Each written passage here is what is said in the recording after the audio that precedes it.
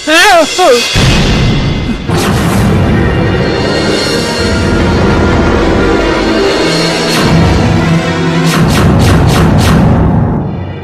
कुर्सीमा बस्ने हिम्मत कसरी गरिस्? ठीक त्यसरी गरे जसरी आज भन्दा 1 महिना अगाडि तैले गरेको थिएस। त्यहाँ उभिएर झस्किएको थिए जसरी ताजा झस्किएको छस्। म तेरो कुर्सीमा बसेको होइन खत्री, आजसम्म त मेरो कुर्सीमा बस्दै आएको थिएस र यो कुर्सी मेरो हो, सधैँ सधैँको लागि मेरो भइरहनेछ।